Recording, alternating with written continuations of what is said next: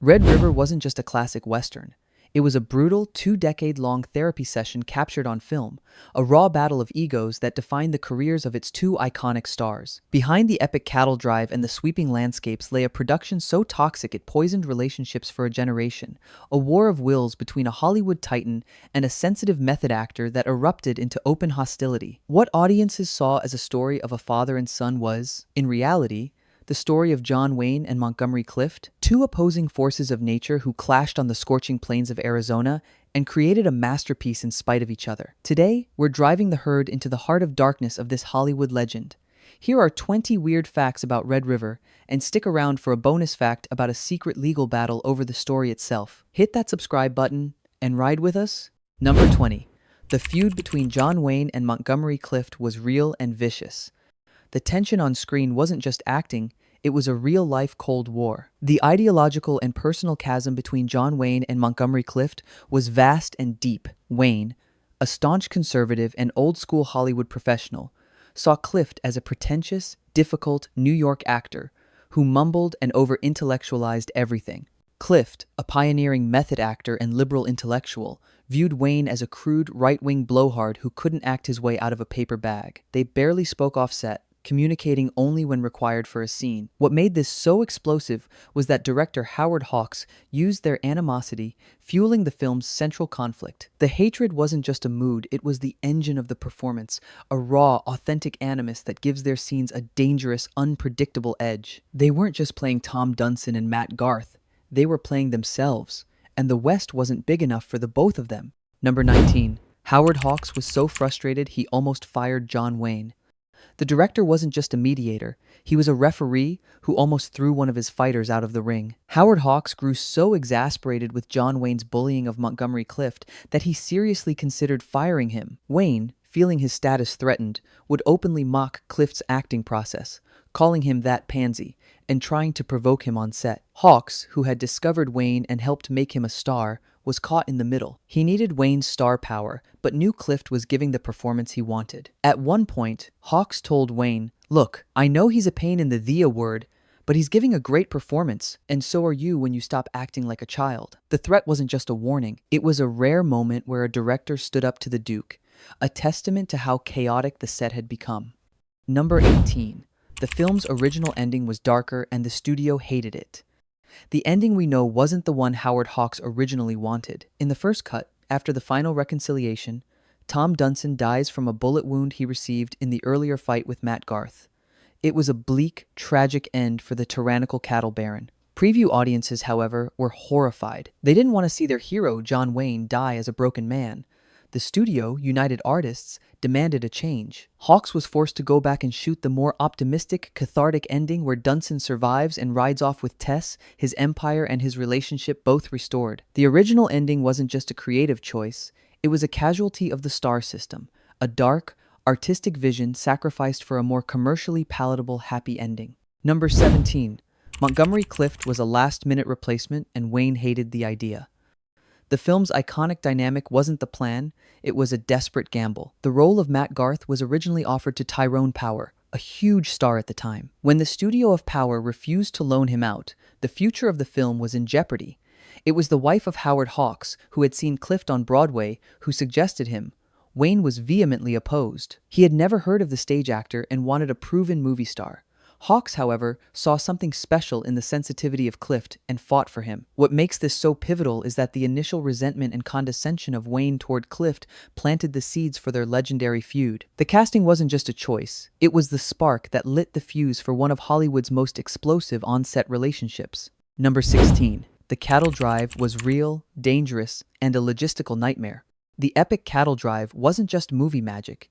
It was a real, grueling, and dangerous undertaking. The production used a herd of thousands of actual longhorn cattle, driven across 60 miles of unforgiving Arizona desert. The cowboys seen on screen were a mix of actors and real-life working cowboys hired to manage the herd. The dust, the heat, and the unpredictability of the animals created a constant state of low-grade crisis. Stuntmen were injured, and the actors were exhausted from days of riding in brutal conditions. What made this so authentic was that the hardship on screen was no illusion. The cattle drive wasn't just a backdrop for the story, it was the story, a brutal physical challenge that tested the cast and crew every single day, mirroring the themes of endurance and obsession of the film. Number 15. John Wayne's character was almost too dark for a hero. Tom Dunson wasn't just a tough anti-hero in the original script, he was a borderline villain. Howard Hawks and screenwriters Charles Schnee and Borden Chase initially wrote Dunson as a much more cruel and unforgiving character, a man whose obsession with the drive completely consumes his humanity. His tyranny over the men was more explicit, and his redemption was far less certain. What made this so risky was that it asked audiences to root for a man who was, for much of the film, an unlikable tyrant. The final script softened him slightly, making his madness more a product of the harsh West than pure evil. The character wasn't just a hero, he was a complex, difficult protagonist, a role that pushed John Wayne to new dramatic depths and away from his standard heroic persona. Number 14. The film was a massive financial risk that nearly didn't happen. Red River wasn't just a big movie, it was a huge gamble that almost collapsed before filming began. The initial budget was a hefty $3 million, an enormous sum for a Western in 1948. Howard Hawks and his partner, Charles K. Feldman, struggled to secure financing as many studios were wary of the dark tone and epic scale of the film. They eventually made a deal with United Artists, but the studio was so nervous they insisted on a preview screening process that would lead to the ending being changed. The production of the film wasn't just a creative endeavor, it was a high-stakes poker game, a project that only got made because of the formidable reputation of Hawks and his unwavering belief in the power of the story. Number 13. The author of the original story hated the film's changes. The source material of the film wasn't just adapted, it was fundamentally altered, much to the chagrin of the author. Borden Chase, who wrote the Saturday Evening Post serial The Chisholm Trail that the film was based on, was initially happy with the adaptation, but grew to dislike the changes, especially the new, happier ending. He felt that the death of Dunson was the only logical conclusion for his character, a man who had become a monster.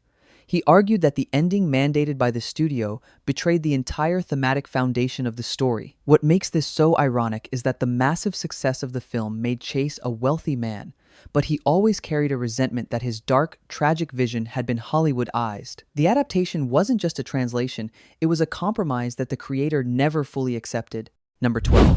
Walter Brennan's character, Groot, was the film's Greek chorus. Walter Brennan wasn't just playing a sidekick, he was the moral center and the narrator of the entire saga. His character, Groot Nadine, serves as the guide of the audience, the one character who understands both the obsession of Tom Dunson and the rebellion of Matt Garth. His narration, which bookends the film, provides a mythic folktale quality. What makes his performance so crucial is that he provides the emotional context for the father-son conflict. Without the weary wisdom and compassion of Groot, Dunson might have seemed irredeemable, and the rebellion of Matt might have seemed like simple betrayal. The role of Brennan wasn't just a supporting part, he was the soul of the film, the witness to its tragedy and its ultimate redemption. Number 11. John Ford was supposed to direct, not Howard Hawks. The iconic visual style of the film wasn't the original plan. The project was initially developed for John Ford, the undisputed master of the Western. Ford had even done some preliminary work on the script. However, Ford dropped out to direct Fort Apache, 1948. Another project with John Wayne. The producers then turned to Howard Hawks, a director known for his expertise in a wide variety of genres, including his own excellent westerns like Stagecoach. What makes this handoff so fascinating is the difference in their styles. The version of Ford would likely have been more poetic and focused on community, while the version of Hawks is intensely psychological and focused on the clash between two men. The director wasn't just a choice, it was the decision that shaped the entire identity of the film as a character-driven drama. Go ahead and like and subscribe, because the secrets behind the cattle drive are even more incredible than what you see on screen, including the real reason the stampede scene was so dangerous. Number 10. The famous stampede scene used dangerous, real stunts. The most spectacular action sequence of the film wasn't created with models or computer-generated imagery, it was a terrifyingly real and dangerous stunt. For the stampede scene, the filmmakers used a combination of process photography and live-action filming with real cattle and stuntmen. Stunt riders, including the legendary Ben Johnson, would gallop their horses at full speed directly into the path of the running herd, diving off at the last second to simulate being trampled. What made this so perilous was the unpredictability of the animals. A single misstep could have led to a catastrophic injury or death. The scene wasn't just a special effect, it was a high-wire act without a net, a piece of filmmaking that captured a level of raw physical danger that is simply impossible to replicate today. Number 9. The film's score defined the Western sound. The musical score of Dmitri Tiomkin wasn't just background music, it was the sonic blueprint for the epic Western. The score of Tiomkin for Red River was grand, sweeping, and melancholic, incorporating folk melodies and a bold, heroic main theme that would become the template for countless Western scores to follow. His use of the song Settle Down Red River as a recurring motif helped to unify the film and give it a sense of mythic grandeur. What makes the score so influential is that it treated the Western not as a simple genre picture, but as a serious, dramatic epic. The music wasn't just accompaniment, it was a character in its own right, elevating the emotional stakes and defining the very sound of the American West on film. Number 8. The film's cinematography pioneered the use of Technicolor in the West. The breathtaking visuals of the film weren't just beautiful, they were a technical achievement that changed how Westerns looked. Cinematographer Russell Harlan used the 3-strip Technicolor process to capture the vast, sun-baked landscapes of Arizona with a richness and depth that was groundbreaking for the genre. Previous Technicolor Westerns often looked garish or stage-bound, but Harlan used natural light and dust to create a more grounded, realistic palette. The reds of the dust, the deep blues of the sky, and the stark shadows of the rocks gave the film a visceral, textured quality. The cinematography wasn't just pretty pictures, it was a tool for immersion, using color to make the West feel both beautiful and brutally real. Number 7. The film ignored the historical Chisholm Trail for a fictional one. While the film is based on the historical Chisholm Trail, the actual drive depicted in the movie is a complete fiction. The real Chisholm Trail ran from Texas to Kansas, but the drive of the film goes to the fictional town of Abilene, Kansas, and takes a much more Western route. Furthermore, the film compresses a drive that would have taken months into a narrative that feels like it unfolds over a few weeks. What makes this artistic license so effective is that it freed the filmmakers from the constraints of historical accuracy, allowing them to create a purely dramatic, mythic journey. The trail wasn't a history lesson, it was a crucible, a fictional backdrop designed to forge the central conflict of the film and test its characters to their absolute limits. Number 6. The film was a major influence on the television show Rawhide. The legacy of Red River wasn't just on the big screen, it directly inspired one of television's most iconic westerns. The producers of the television show Rawhide, 1959 to 1966, which starred a young Clint Eastwood, cited Red River as their primary inspiration. The basic premise, a long, arduous cattle drive with a tough trail boss and a crew of diverse cowboys facing constant danger, is lifted directly from the film of Hawks. What makes this influence so significant is that it brought the themes and aesthetics of Red River into the living rooms of America every week for 8 years, cementing the cattle drive as a central trope of the Western genre in popular culture. The film wasn't just a movie, it was a prototype for an entire subgenre of television. Number 5.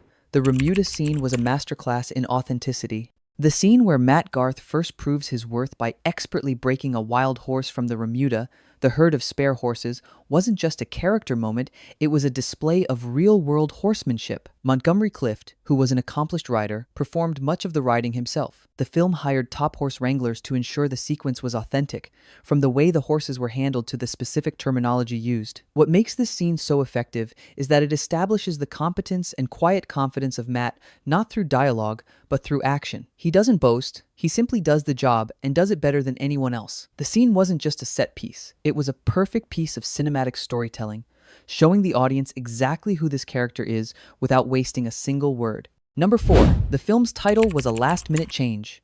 The film wasn't always called Red River. During production, it was known by its original title, The Chisholm Trail, the same name as the story of Borden Chase. However, as the release date approached, the studio decided that the title was too generic and didn't capture the dramatic core of the film. They settled on Red River, a title that evokes both the setting and the blood-soaked conflict at the heart of the story. What makes this change so smart is that it shifts the focus from the journey to the emotional landscape. The title isn't just a name, it's a poem, a 2-word summary of the themes of violence, legacy, and the land itself of the film. Number 3.